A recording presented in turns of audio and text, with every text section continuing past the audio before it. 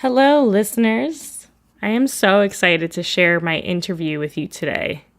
I talked to Deanne Love, who is an international hula hoop instructor with over 80,000 YouTube subscribers.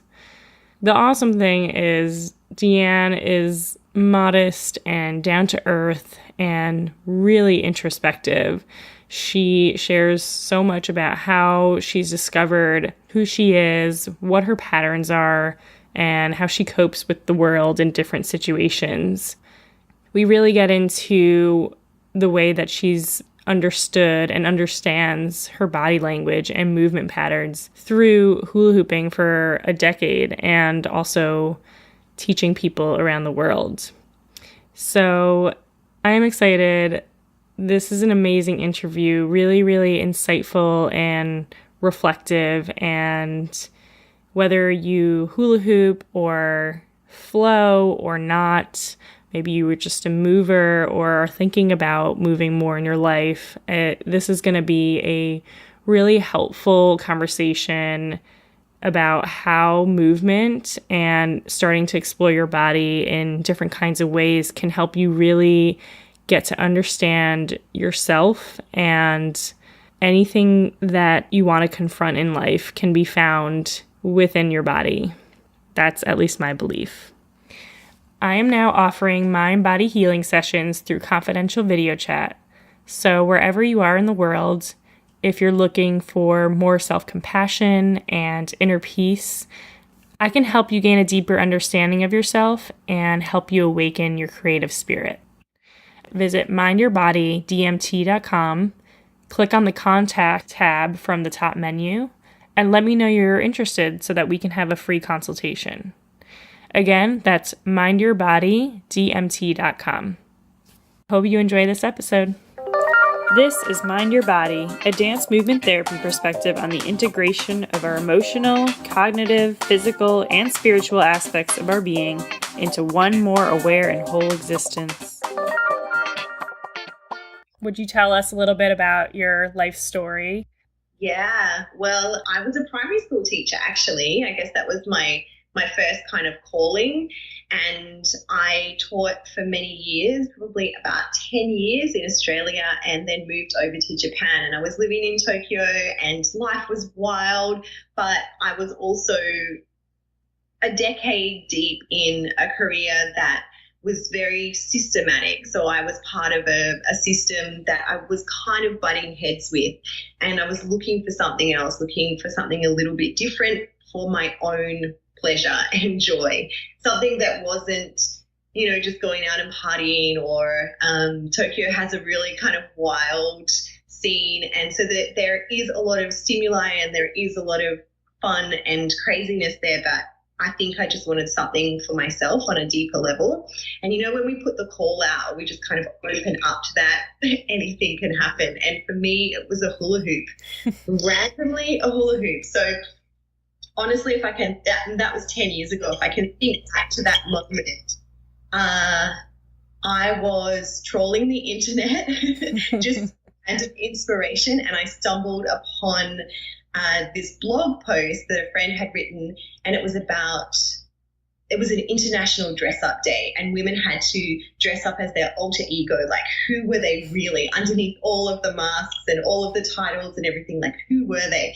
And there was this one woman who dressed up as Heidi von Hula, and she was like, if you want to see me in action or something, click here. And there was a picture of her with a big hula hoop, and she was kind of wearing a bikini or something. But these were like, it wasn't like a model or anything. These were just amazing women from all over that were just coming together on this blog post. And I clicked on it, and it was a YouTube video of her like totally rocking out, like to some dance music, and she was just having the wildest time.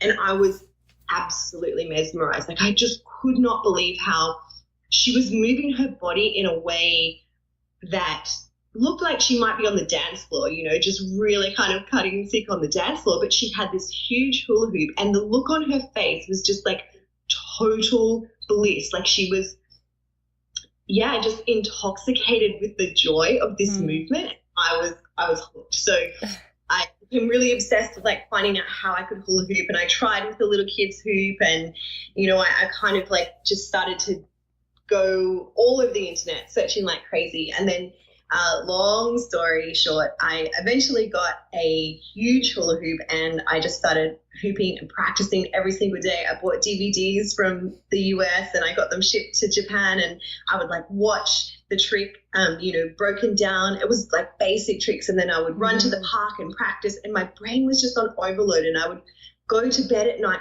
feeling the sensations of the movement, like never ever before. I would, it's like if you go out on a boat or if you're on a roller coaster or surfing or something, and then that night you have that sensation in your body. That's what I had. I had that from hooping, I think, because I was spinning and whirling, and then my brain was on overload. My mind was just so enthralled with this new kind of frustration and challenge of learning something new and then achieving that. So that was kind of my first little dip into hooping from being, and I remained a primary school teacher, but I just I switched off. I quit my job in the middle of the year because I just couldn't focus on teaching the kids anymore. I was obsessed with hula hooping. So that's a whole other story. Yeah. Was that the first time that you were like really engaging in your body and movement in your life? Like, did you have any history of dance or like any kind of body-based expressive arts that you did? I always loved to move. I was never a trained dancer, or I never really went to classes, but I still have childhood memories of being like kind of the boss of the group and going to the teacher at lunchtime and making sure we could get the stereo, and I would like make mixtapes. We'd be dancing to 80s music and doing all this choreography, and I'm sure it was hysterical, but it was like a desire just to move and, be part of connection with a group and with music. So I always had that. And then kind of when I graduated from school, I went kind of more into the like dance culture scene, I guess. I wasn't really into it was like the 90s. I wasn't really into drinking in weird bars or anything, but I found the rave scene where you could just be on the dance floor amongst like hundreds of people that were all also moving their body to these beats, and I was just like, that was my life. So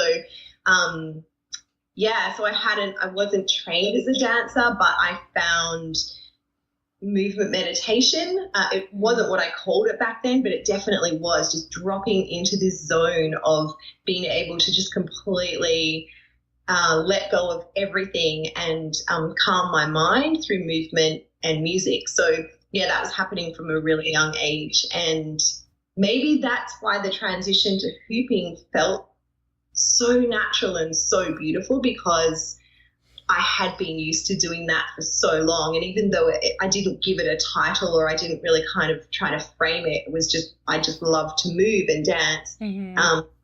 Then the hoop started to give me this feedback, suddenly it was like this dance partner that maybe I had been craving, and also the challenge that I had been craving, because I loved this freestyle dance and movement with the beat. But suddenly there was a layer of technique and this kind of feedback, if I dropped the hoop, or if I don't know, if things weren't working, suddenly I had something telling me how to move and giving me that kind of response. So yeah. So it sounds like you were always a mover, and I mean, we're all movers, but you knew that you always had this kind of like inclination towards movement. And then how was it to start learning with the hula hoop and like really focusing on like certain movements in your body? And did that change anything about how you like engaged in your own body and with other people too? Yeah, definitely. It really brought focus to how I moved and why I moved. So before it was just a necessity. I just had to move to kind of release emotions, or to get rid of any kind of anxiety while I was a student, and kind of going through my early 20s as well with all the the stuff that you go through as an early 20s or, at any age really. I don't think that ever stops, but Right. I just intuitively wanted to move and dance back then and found it as a release. But then when I started hooping, I realized that there were certain ways that I would move that would create patterns that would allow me to, flow with tricks. And then I also realized that if I did it for, extended periods of time, that I could actually psychologically drop into a flow state. And for me, what that kind of really means is that I was meeting challenges. So I had something that was more than just like me rocking out on the dance floor with the beats, having a wild time, and moving my body and, kicking in all of those yummy, endorphins in the body that made me feel good, that I was now meeting like hoop trick challenges. And so that was like pushing me to move in a different way. And I would respond to the hoops movement, and I would respond to the elation of achieving something, a trick or putting tricks together. And then I was really enjoying the process. So all of those things together really helped me to kind of access this. Yeah, I feel that it's a psychological state of flow. But prior to the hooping, I hadn't really named it, or I hadn't really thought about it much. Maybe I was like, getting into flow states or feeling peak states of bliss and enjoyment, but I didn't really know what it was. So suddenly, I was able to move my body in ways that had kind of more layers to it. Right. And I think I heard you say that you had more intention with your movements before once you started hooping too.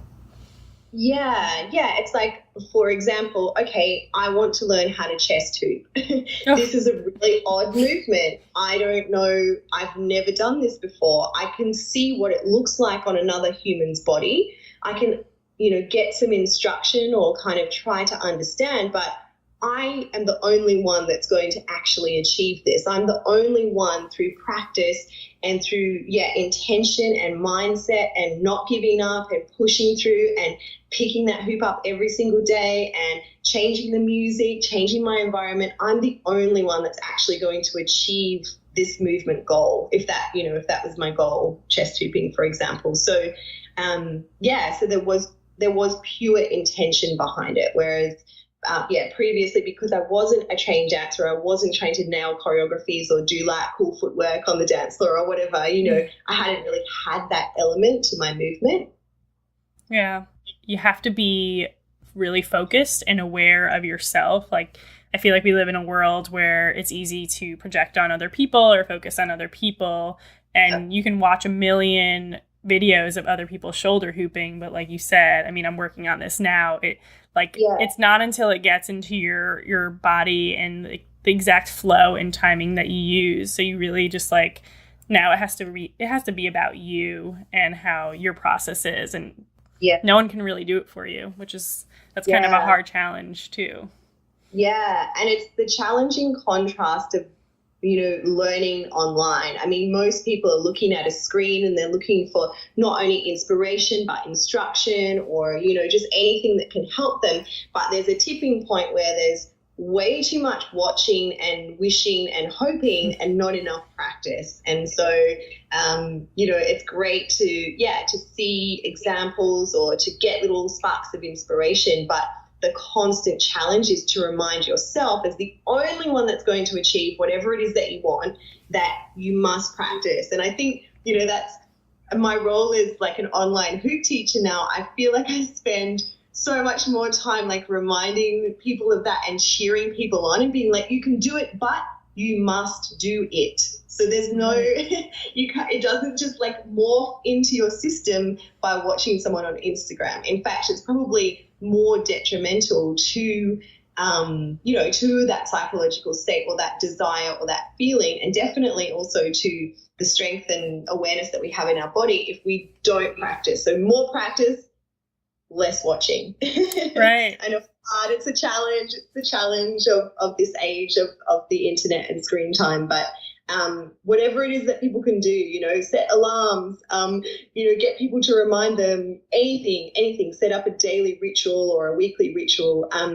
We have to really try to get beyond the distractions of the screen. If we want to feel or succeed in whatever, shoulder hooping or nailing a million tricks or just ultimately feeling amazing within our body and mind. So yeah, I love that you bring that up, because that just like brings up a whole new perspective on hooping for me right now that is so aligned with dance movement therapy, is that like we can talk about what's going on in our lives, we can talk about our issues, we can talk, and like talking can be really, really helpful. It can provide some release, but for a lot of people, it's like at a certain point, talking only helps so much. But when you actually put it into movement and put it into action and align your thoughts with your movements and your actions, like it makes a total difference. And it's like, and I'm like making that connection now with looking at all these hooping videos and being like, I want to do that and I want to be that good, or I want to know how to flow that way, and then actually going and doing it. It's really challenging when you can't get there right away, but that's the only way to get there, moving through it. We talk about moving through like the stuff, like the emotional stuff, and like swimming through it in a way, or like really trudging through it. Yeah, it's really, it's the only way to feel, whatever the end result or the end desired feeling that we have from hooping. And, everyone's going to be completely different, because like for me, the ultimate is that zone, that zone that I knew on the dance floor, that zone that I knew when I first started hooping, and there was no Instagram, there was no comparison. It was just purely me in a circle with headphones on in a dusty park, just on like repeat in pure bliss states. So for me, that's where I want to go. That's where I need to be. And that's the state that cancels out anything else that's happening in my life. But for other people, it's like, they want to be an incredible performer, or they want to, nail a trick list, or so everyone's going to have an intention or a set of goals, or, whatever it is that they want to call it.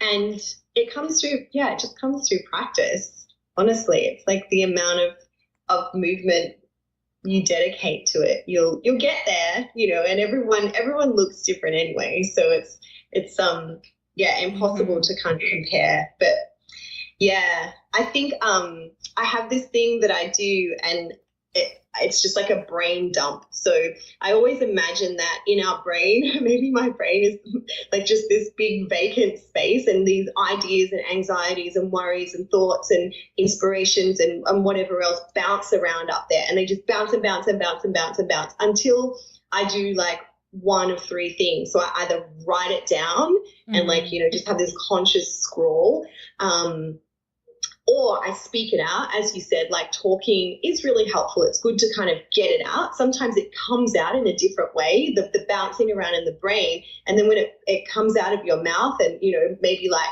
as it cycles through your heart or whatever out to your mouth, it's like, oh yeah, now that makes a lot of sense. Or, whoa, I didn't even realize that, what was up there. And then, of course, the third way is through movement, to dump those emotions or that build up or that excitement or whatever it is.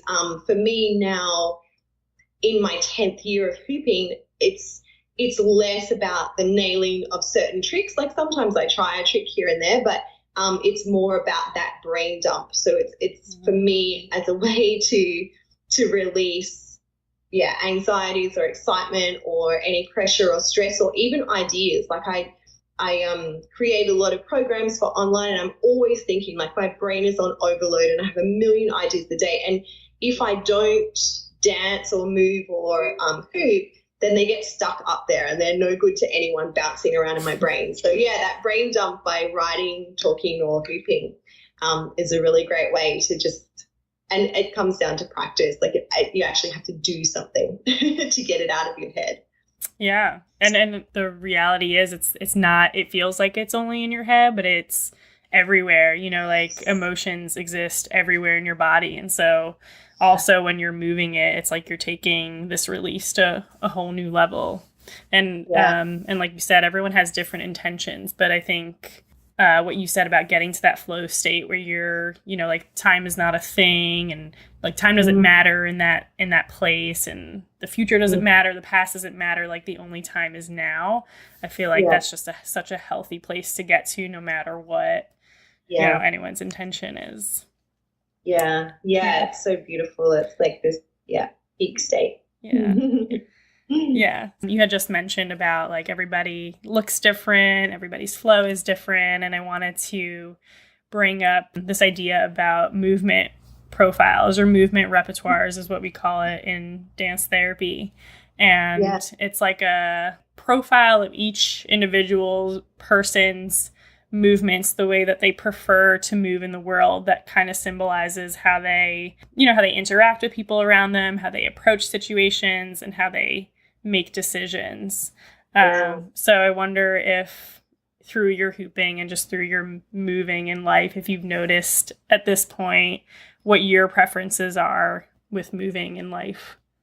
Yeah, I love that so very much. And I think it's actually, I always really encourage hoopers to video themselves, not necessarily to share it with the world. Maybe that is their intention, maybe not.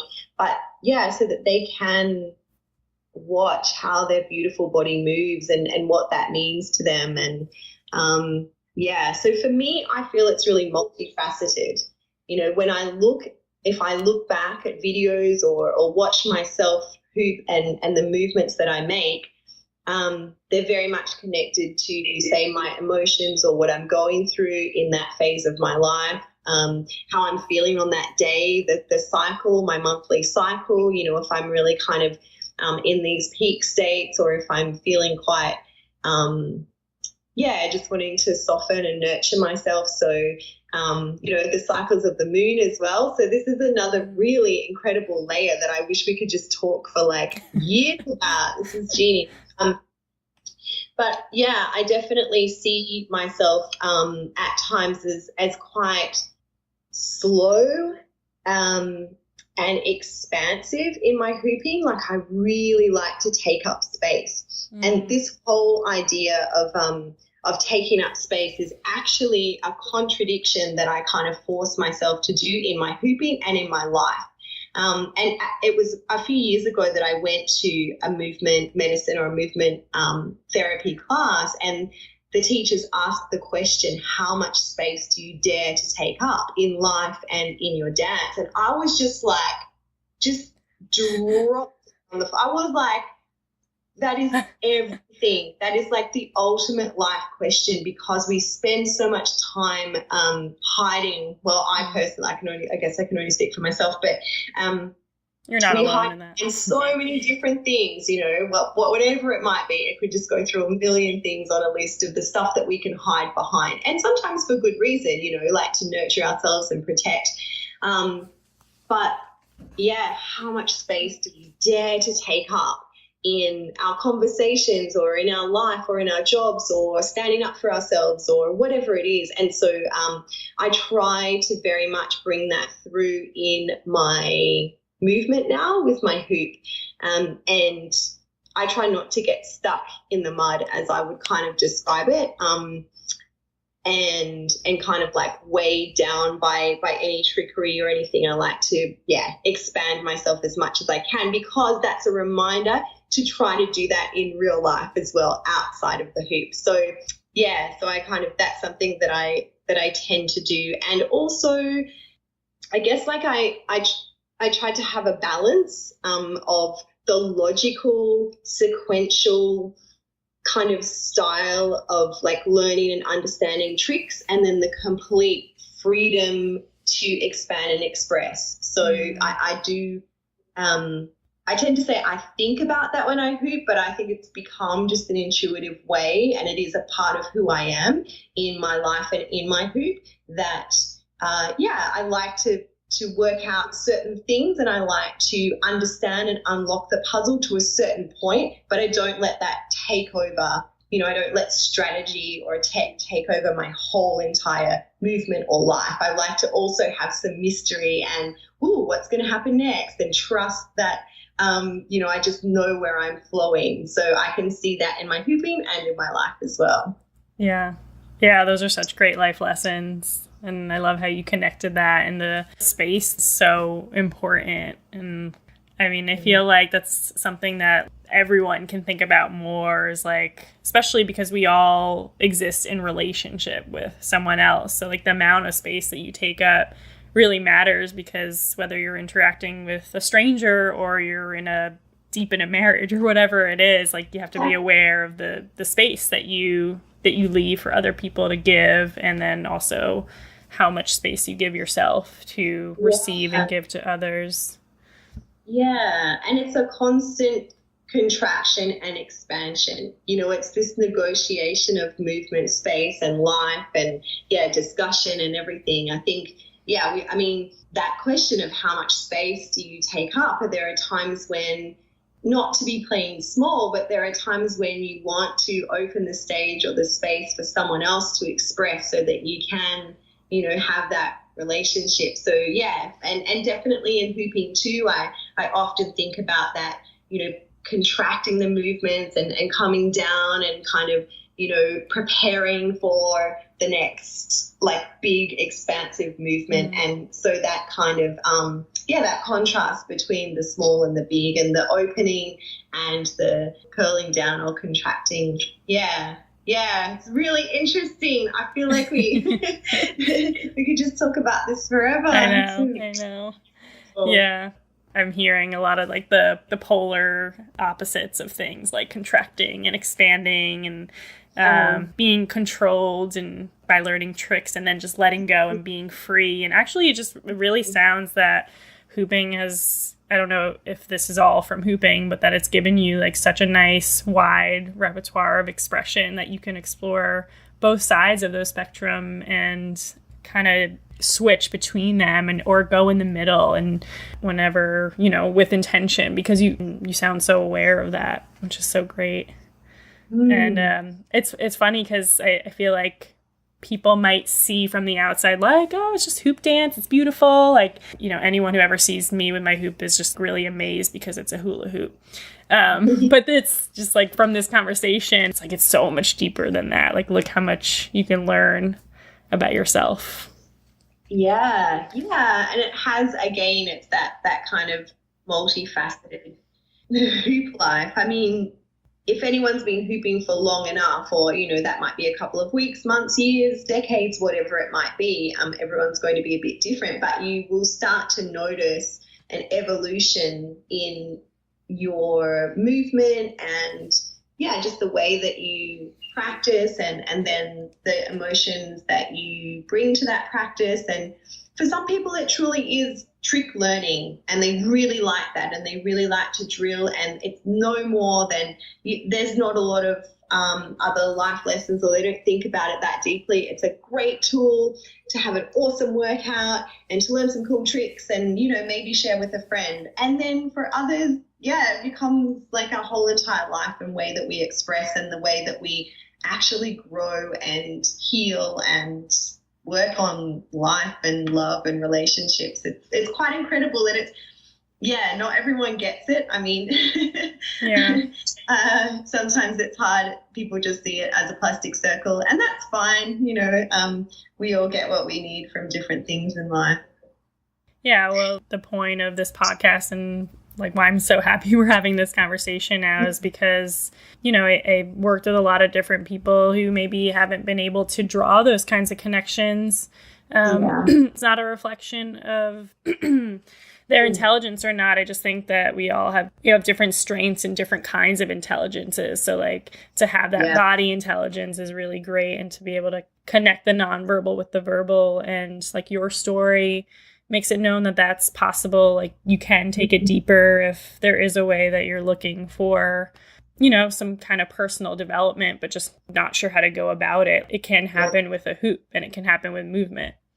Yeah, absolutely. 100%. And I think, even like you said, when people see you with the hoop, they're so fascinated. And that is actually, it's a really valuable thing, because if that just inspires them to even just pick it up one afternoon, or I don't know, at a barbecue or at a festival or whatever, or just be inspired to move a little. And even if they don't like for me in the beginning, I didn't really put any labels on it. I didn't quite understand where this was all going to go and how huge and life-changing it could be. But I just hope that when people do see hoopers, that it just inspires movement, and they just go on a path that feels right for them. Everyone's going to be different. It's quite amazing watching over the last decade of how hooping has changed, and the leveling up of tricks and just creativity and just the expansion of it all over the world. I mean, I teach hoopers from like Norway to New Zealand and Croatia, Canada, and it really is, once upon a time I thought that hooping was just this thing that there was like a mecca in the USA and it was so amazing, and and that it's not like that at all. It really is, the inspiration to move and be creative is spreading over the entire planet in places that you wouldn't even believe. So yeah, that's always my wish, that that other people see the hoop. It's iconic, it's old, there's nothing new about it, but we can inject our own inspiration and style and expression into it. Yeah, whatever gets you in there, like you said. I mean, for some people it could be yoga, it could be some type of dance, but if, I was thinking before our interview that I really stopped dancing consistently after college, and there was little motivating me to keep on dancing. Like I went to some classes when I was living in New York, but it was very technical and competitive, and it wasn't right. Like I knew I wanted to improv, but I just didn't have the motivation, or I couldn't find the place. And I only started hooping 4 months ago tomorrow, actually. 4 months ago tomorrow. Yeah. And thank you. And ever since I got my hoop, I've been dancing every day, even if it's just for 5 minutes. And it's like, I finally found something that can bring me back in. And of course I dance as part of my job as a dance therapist, but that's not for me. That's for my clients. This is like something I can truly do, moving for me and flowing and being creative like that. So it's like, you just got to find that one thing, and hooping could be that one thing. Yeah, absolutely. Oh, that's so wonderful to hear. It's really, and what I love too is that, you could be someone like me who had never really danced, like I wasn't a professional dancer, I just love to move, or I see a lot of incredible, and I think this is what is really evolving the art, is that we're having incredible people like you who are talented as trained dancers, and then also dance therapists or yogis or acrobats, or so it's really like just cross-pollinating this art and just making it come alive in ways that will just continue to grow. So it's pretty exciting to watch. Yeah, I love it. Are there any other qualities of movement that you'd like to incorporate more into your movement repertoire? Things have definitely changed since those early days of seeing a basic trick, trying to learn that basic trick, repeating that over and over again, and then moving on to the next one, so that for me was really early stages. And then, I went through a long time of performing, so there was a lot of other elements that came into that. And what I really actually try to do a lot these days is a technique that I call trick restriction, where I have my hoop with me and I dance and express and allow whatever it is to come out of me, but I don't do any tricks. So I may just have one hand placement, or I might just have one consistent element that I stick to, and the rest is pure improv and freestyle movement. And for me, in this stage of my hooping life, that's what I really focus on, because I feel like that helps me to do that like epic brain dump, that helps me to really move into to flow and to express in a new way. And I know that will change, because my hooping has changed a lot over the years. And just when I think like, oh, yeah, maybe I'm getting a little like stale with my hooping, something brand new will come in, whether that's, a movement style or a restriction, or maybe it could be a new teacher that I'm like, oh, wow, like not necessarily like a hoop teacher, just someone else that I might bump into, or it could be a new music style that kind of comes into my life, whatever it is. So yeah, right now, funnily enough, even though I teach tricks all the time, I'm trying to restrict them in personal practice so that I can find new layers of depth in my movement. Sounds like spontaneity too, like just being spontaneous. Would you say that? Yeah, there's definitely merit in creating sequences and drilling those and putting them together, and then adding your layers of style and flair on top of that kind of trick sequence. But I think there's lots of different ways to come at it. I really don't think there's one road to flow or there's one road to hooping. And so I think to maintain inspiration and a desire to continue to hoop, it's really, really valuable to explore different paths. So that's where I'm at right now, which is, it's pretty fun. It's like put on the music and just go for it. That's great.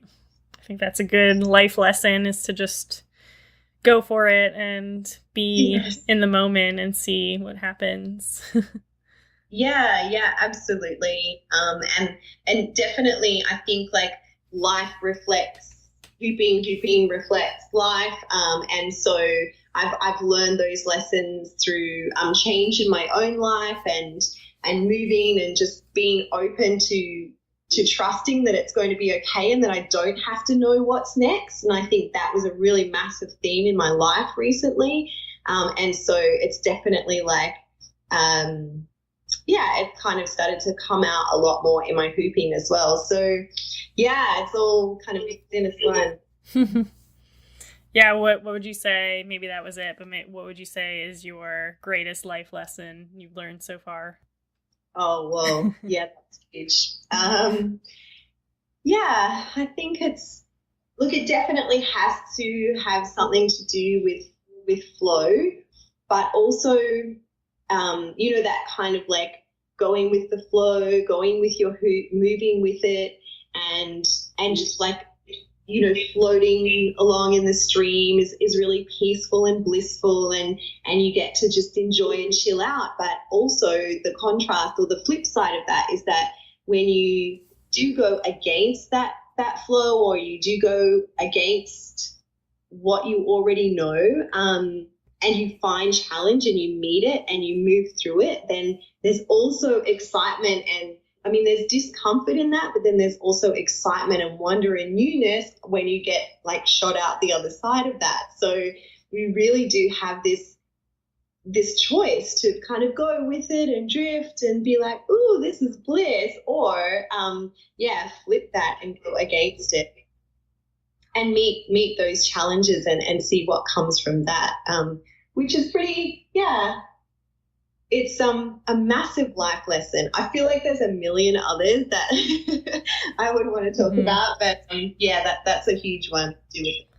That's funny, because that reminds me of the story that you started out with, is that you were a school teacher, and maybe you could have been complacent in that role, maybe not, I'm not sure, but you could have just kind of continued with that flow, but you made that choice to go completely against it and do something completely different, and maybe that was challenging, but it brought you this whole other path.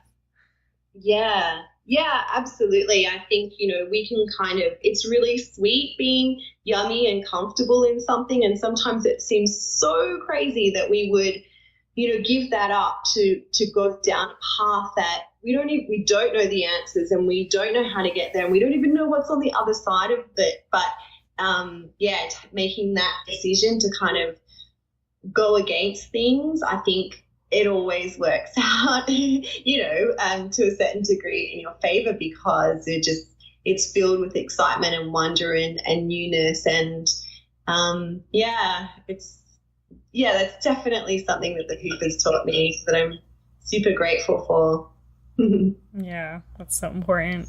How do you get through life challenges? I mean, how do you find inspiration when the going gets tough? And do you ever find yourself in ruts, either with your hoop or just in life? You know, what helps you get through? Oh yeah. Yeah.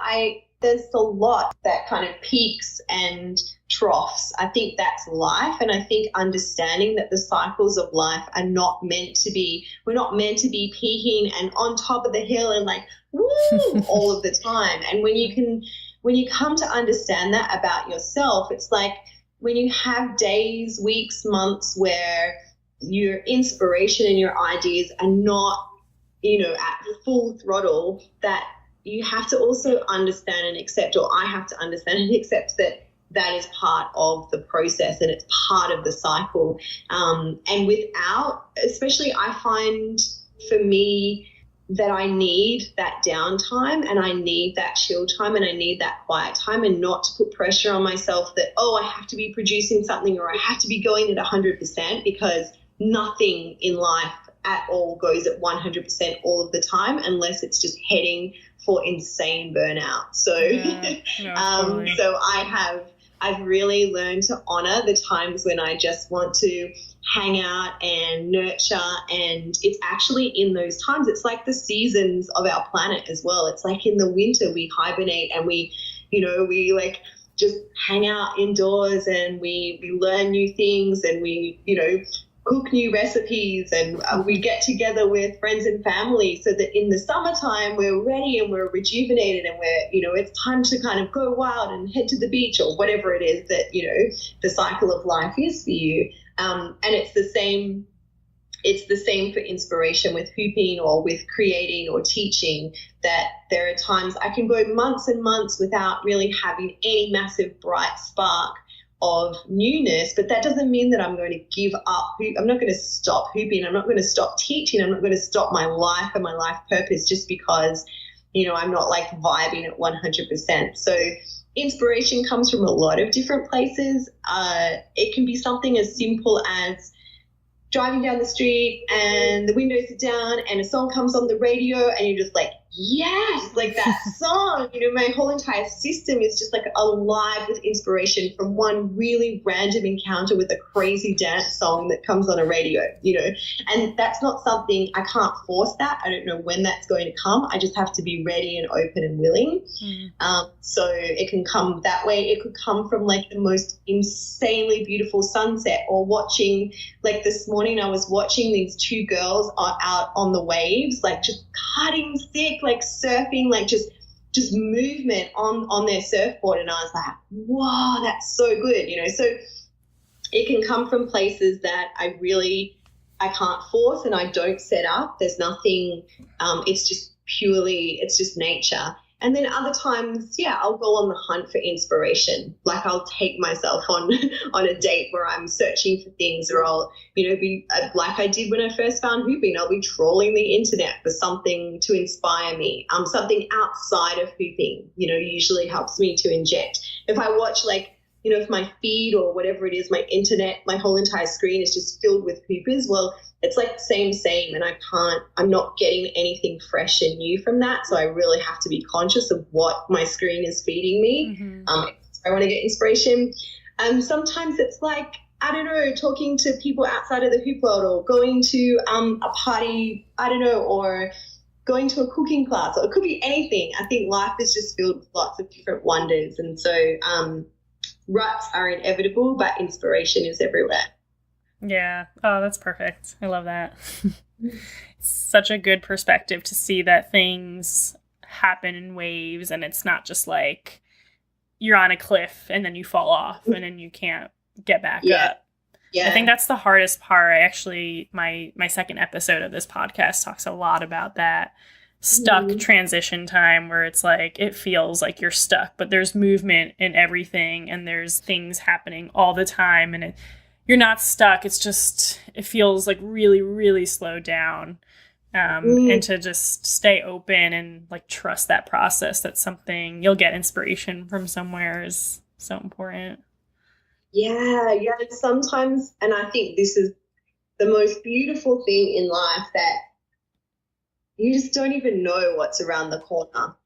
But if you're like hiding in your, it's really easy to hide. I get it. I do it as well. If you're just hiding and not willing to kind of stay eyes open, even if you don't want to, if you just want to be under the covers, which is totally acceptable for many moments in life. But just to stay relatively awake and open to what possibilities could be there.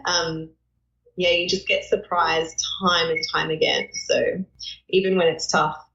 Yeah. Yeah. And as you were talking about the last question, I was just thinking about the therapists and the healers that listen to this podcast. And, that might not be your title. You might call yourself an instructor, but you were obviously doing healing with a whole lot of people around the world. And I kind of wonder if you go through the same process that we do as therapists, just kind of holding other people's emotions through challenges. I know for me and for therapists and healers, it's really tough, to hold all that and then like learning where to let it go. But I wonder if you feel the same thing, and if that's part of what could be difficult about your role. Yeah. Well, I set out to teach hooping on YouTube actually with a very, very strong intention. There was no, I kind of did fall into it, but I was very focused that I wanted to give and I wanted to help and I wanted to teach people how to hula hoop, and I was going to do that weekly, and there would be a structure, and this was going to, it was going to give back what I had been given, and I had my whole entire heart and soul into that. And I wanted to ultimately, underneath that, the kind of shadow was that I wanted to people please. I wanted to make sure that everyone was going to be good at this, and, I wanted to help them, and how was I going to do that? And I just keep giving and giving and giving and giving and giving and answering everyone's questions, and everyone's going to be okay. And then I was like, oh my gosh, 2-3 years into that, I was like a shell of a woman, because all I was doing was giving. And yes, I was hooping, but I found that my personal practice, I was teaching so many classes every week. I was, I'd be like doing all these online lessons and videoing myself, and every single thing that I was doing while I was moving, it was for someone else. It was trying to help someone else or show someone else, or this is how you do it. You can do it. Come on, cheering everyone else on. And that gave me purpose, but I also had to get really kind of hyper aware and real about what that was doing to my practice and my life and my focus and my relationships and just everything, And so, you do hit points where you're like, whoa, okay, I'm really trying to do a lot here, and I'm trying to please other people, but how am I going to sustain this? If my original intention is to continue and I want to kind of keep going with this, I need to come back to me. And without, there were moments where I was like, oh, I just have to give this up. Like, I'm just going to walk away from this. But that really wouldn't serve a purpose either. And then there'd be this whole huge kind of grief process of of like letting go of something that gives my life so much purpose. And then I also feel like I'm providing value in a service. So I had to really renegotiate the terms with myself and what I was willing or able to give. So I can really kind of get into that people-pleasing mode. And these days, I just stay hyper-aware of how much I am expending and giving out, and then how much also other people really need to take responsibility for their learning. There's only so much that I can give, and I'll be as helpful as I possibly can, but I'm not a 24-hour call center for hoopers. So it felt like I was for many years, and I loved it, but you get to a certain point where you realize that that's a lot of energy to give, and there are ways to be more balanced. And so I guess the end to that story is that I regained my personal practice for me. And it wasn't just as a teacher, as a giver, this is how you do it, I'm going to instruct you, everything's for you. It now, when I hoop for me. Yeah, I could hear that from the way you're talking about it now. And sounds like that was another really great lesson in life about balance. Yeah, and you have to take care of yourself in order to take care of other people. Absolutely. It's the great challenge, isn't it? As I'm sure, like you were alluding to before, and someone who really, like yourself, is a healer and a therapist and a support giver. Yeah, carrying the weight of other people, and then also, not fulfilling your own kind of desires. It can come to a really kind of messy and draining place. So to catch that before it happens, which doesn't always work out. Not always, yeah. Sometimes you gotta go down into the dark hole to realize, oh, okay. I did it again. I'm back out here really quick. But I think we get better and better at it the more times we kind of hit that wall, don't we? Oh, yeah. I mean, hopefully we're learning from our experiences. Yeah, that's helpful to hear. I know you gave some suggestions before about like things that people can do to find inspiration and things along that line, but do you do any other body-based practices that helps you get through those harder times? Yeah, over the years, and definitely since starting to hoop, that's opened me up to many different practices and dance styles. And I do try to go to as many.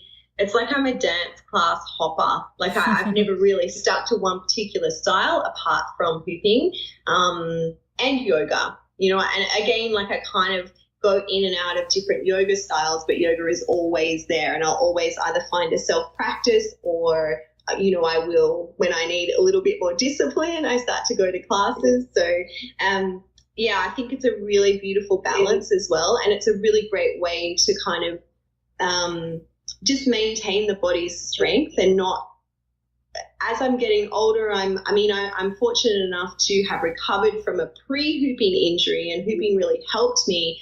But I'm also conscious that, we need to move our bodies in lots of different ways to kind of just maintain mobility and just to find new freedom and expression and flexibility. So, yoga is always there. It's an on and off relationship, but she's my she's my go-to. I, for a really long time, really enjoyed ecstatic dance and a lot of kind of 5 rhythms play.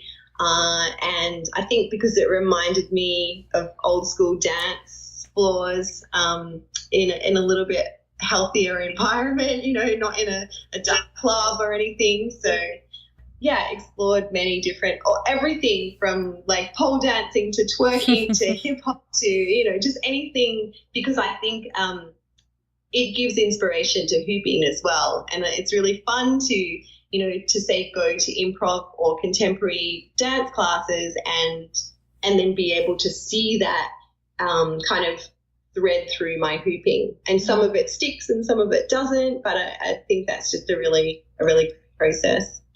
Yeah, that's a matter of exploring all these different parts of yourself. Speaking of the movement repertoire and the movement qualities, the more you explore different types of movement qualities, like you can go to contemporary class to like very intense hip hop class, and you're exploring 2 different characters of your own self, and you get to say like, I want to keep this, I want to do more of this, or this is not as much of what I want to incorporate in my life. Yeah, absolutely. I'm also supremely just fascinated by facilitation. I mean, I began my life kind of journey as a teacher, and that's always been that underlying purpose of anything. Even if I hadn't found the hula hoop, I would have been teaching in some fashion, some modality. Who knows what what it might be. I'm thankful that it was the hula hoop. But so going to these different classes, I'm just transfixed by the teacher and how they create their class and what they develop and how they support students through processes of learning and frustration. And so that to me is another layer that's kind of, I think, why I hop around to so many classes, because I just love facilitation, and I just get such a kick out of just seeing teachers in their element and seeing new kind of class activities and things like that are really inspiring to me as a teacher. So I kind of just like to spy on other teachers. Fun. Yeah. I'm thinking that I don't know if I have any listeners who are hoopers. I guess I wouldn't really know. And so maybe someone feels inspired to pick that up or just explore that. Do you want to give your information of your website and how people can find you? Sure. Yeah. Well, my main website is hooplovers.tv, but a lot of people find me because of YouTube. I think YouTube is like this crazy big search engine where you can just like look for how to do anything. And luckily for me, there seem to be quite a few people who are looking for how to hula hoop. So it's, so on YouTube as well. And then Instagram for me, I'm Deanne Love XO, and that's a real kind of personal account. It's a lot of hooping, but it's also a lot of the stuff that we've talked about today, just a lot of the processes and inspiration and the ups and downs of movement and life. So yeah, hooplovers.tv and Deanne Love XO or YouTube. See you there. Yeah. The way that I learned waist hooping was, I think, probably one of your most popular videos, right? Like how to waist hoop for beginners. Yeah, that was one of my first ever, and it's cringeworthy, but apparently it worked. Like, was that me? Yeah, it doesn't. Yeah. I'm a different woman 10 years on. Well, I think that was like 7 years ago, but yeah, it was just, and it's that, it's another one of the lessons from hooping. It's like, just go for it. Just try it out, just do it. And in this case, it was like teaching waist hooping on a YouTube video that is, if you watch it, you'll know what I mean. It's a little bizarre, but yeah, it's like, just go for it, because what's the worst that can happen? You'll drop your hoop and then you'll just try again and you'll pick it up and you'll find other ways. And so, yeah, that's been a big lesson for me as well, just to kind of, you know, even if you feel like you just want to cringe and you feel like you suck, that's not what it's about. Like moving through the process, just keep going. So yeah. It took me 3 weeks to waist hoop, so that feels like a long time. That was every day too. Yeah, I think there's a big misconception, because when you look at a hooper, it's like, oh yeah, that's pretty easy, I could do that, you know, it's just a toy, like how hard can it be? But most hoopers will tell you, yeah, it's such a process of learning and understanding the body and its movements. So yes, if your listeners are not hoopers, they should definitely get an adult size hoop. Just give it a go. Yeah, and I'll definitely attach those links down in the description of the podcast too, just so they can click on it. Thank you. Yeah. That's sweet. It's so great talking to you about all of this, and just so inspirational about how much you've learned about yourself and your life through this movement-based exploration. Thank you. Yeah, thank you so much for just, like I said, many times I could just talk to you for hours, weeks, maybe. There's just so much to explore, and yeah, I really appreciate this conversation, and I hope there's many more, even if it's not for your podcast. Wow, well, I will definitely take her up on that. If you enjoy this episode and you want to hear more about strengthening your mind-body connection, please visit the podcast on iTunes, Stitcher, Google Play, and you could just search Mind Your Body on Google, and these podcast episodes will come up. See you next time.